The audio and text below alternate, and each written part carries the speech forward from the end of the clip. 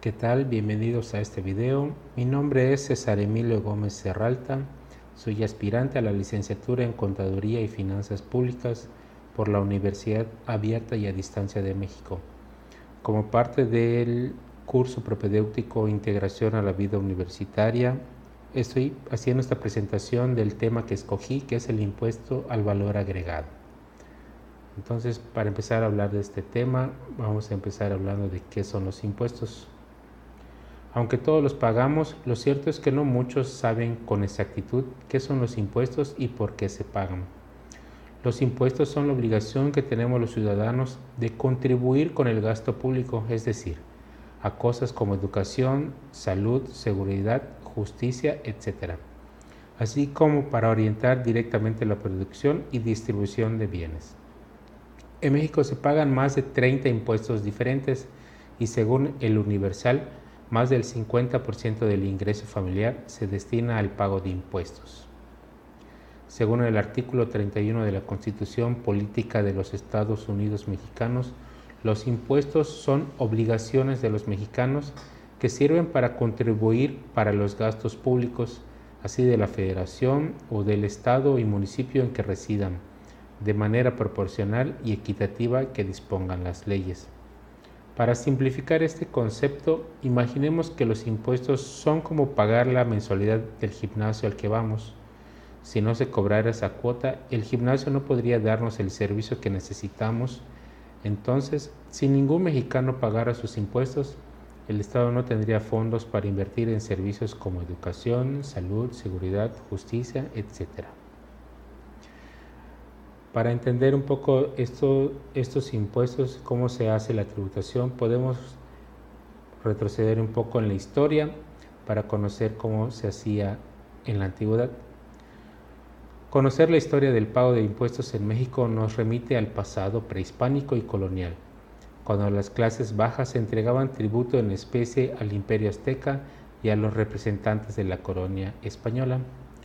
Poniendo algunos ejemplos de esto, en el Códice Azteca aparece la primera manifestación de la tributación, donde el rey Azcapotzalco pedía tributo a cambio de beneficios y dependiendo de la ocasión les pedía tributo de guerra o religiosos. Avanzamos un poco más, en la época de Hernán Cortés cambia el sistema, ya no les pide flores o animales, sino piedras preciosas y joyas, y crea un sistema llamado diezmo minero, que es simplemente que los indígenas pagaban con trabajo en las minas y dicho aprovechamiento era para el Estado.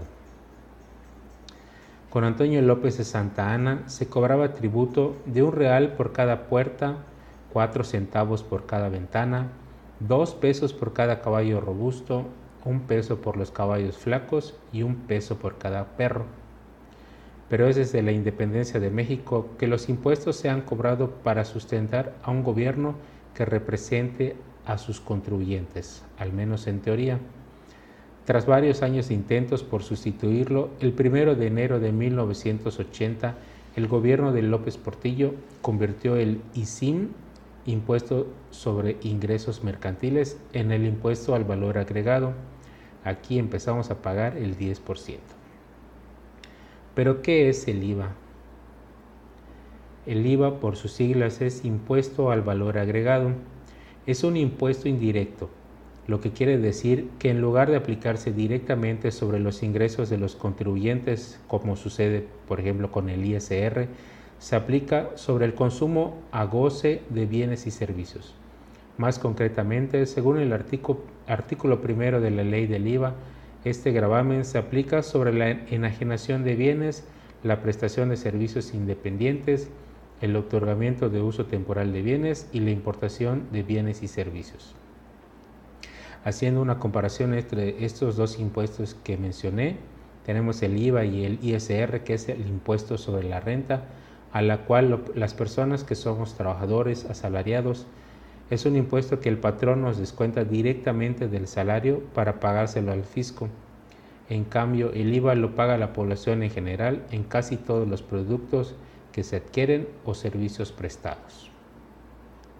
Pero ¿cuánto es el porcentaje? ¿Cuánto pagamos? El IVA ha sufrido cambios a lo largo del tiempo. Solo para recapitularlos, entre 1980 y 1982 el IVA es del 10% en la tasa general y 0% a todos los alimentos. Entre 1983 y 1988 es de la tasa del 15% general y 0% alimentos no procesados y de consumo popular, 6% el resto de los alimentos y medicinas de patente.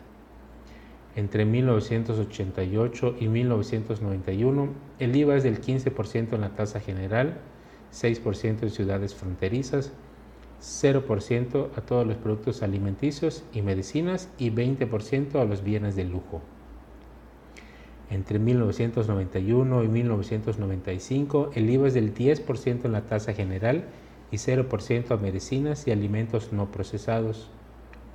Entre 1995 y 2009, el IVA es del 15% en la tasa general, 10% en ciudades fronterizas y 0% de medicinas y alimentos no procesados. Y es a partir del 1 de enero del 2010, el IVA cambia del 15 al 16% de uso general y del 10 al 11% en ciudades fronterizas. Entonces tenemos que el actual porcentaje del IVA en la gran mayoría de bienes o servicios es del 16%.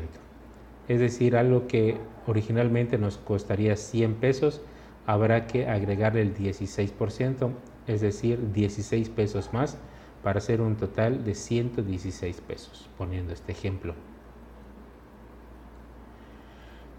Y como pudimos ver en esta recapitulación del IVA, en la zona fronteriza norte tenemos otro porcentaje. En México el IVA también puede variar dependiendo de la región en que se aplique o del tipo de producto de que se trate. A manera de incentivar la economía en la frontera norte del país, el gobierno federal entrante ha dispuesto un descuento del 50% con relación al que se tiene en todo el país, con lo que se verán beneficiados 43 municipios de esa región de la República, ya que impactará directamente en el bolsillo de la población.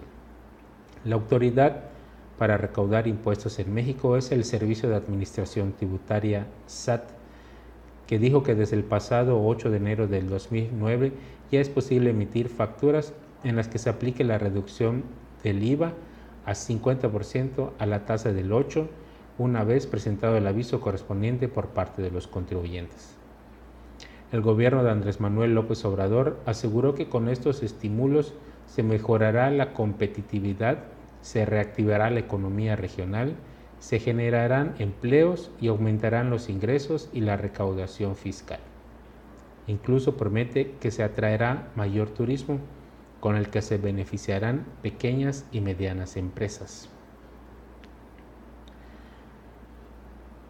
Si bien la tasa del IVA general en México es del 16%, se dan casos específicos como la tasa cero, donde no se hace cargo del impuesto, sino que únicamente se paga el costo del producto o servicio. Para ejemplificar esto, tenemos la adquisición de medicamentos de patente. O sea, al adquirir en una farmacia este tipo de producto y compramos cualquier otro tipo como un refresco embotellado, en el comprobante de compra podemos observar que el IVA del 16% únicamente corresponderá al segundo producto.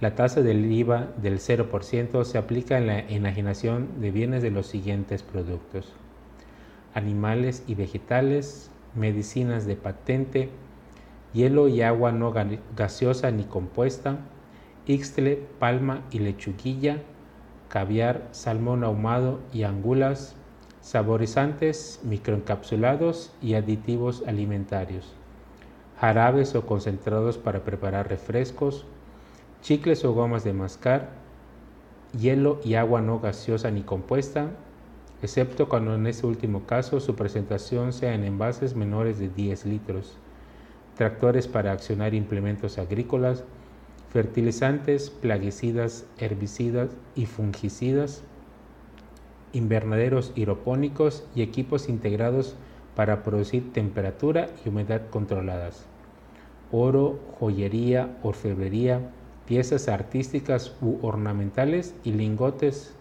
así como los libros, periódicos y revistas. Pero, ¿la gente conoce estos datos? Como parte de este proyecto de investigación, me di a la tarea de encuestar a 10 personas de diferentes edades y ocupaciones para obtener su conocimiento básico sobre estos puntos tratados. Entre lo que más me llamó la atención, lo puse en las siguientes gráficas, donde a los encuestados les pregunté si conocen los productos por los cuales no pagamos IVA. Entre las opciones teníamos telefonía celular, refrescos embotellados y medicamentos de patente. Si bien el 70% dio como respuesta a los medicamentos de patente, tuvo un porcentaje que eligió alguna de las otras opciones, que son telefonía celular y los refrescos. Otra pregunta era si conocían el porcentaje del IVA en todo el país, y de nuevo tuve una mayoría del 80% que sí reconoce que es del 16% en la tasa general, pero otro 20% me dio una respuesta diferente. Me dijeron que era del 10% y del 15%. Les pregunté también si opinan que debería reducirse el IVA. Esta fue la única respuesta que todos estuvieron de acuerdo. Todos los encuestados estuvieron a favor de la reducción en la tasa que pagamos. A lo que también les pregunté si estarían dispuestos a pagar otro impuesto en el supuesto de que se eliminara o redujera el IVA, a lo cual solo un 10% me contestó que sí estaría dispuesto.